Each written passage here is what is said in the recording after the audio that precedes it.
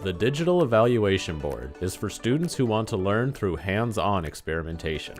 Put aside the textbooks, notes, and other school stuff for a moment and build your circuit like a real engineer would.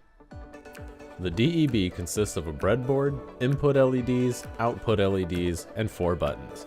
You can prototype your circuits anywhere without the need for bulky lab equipment.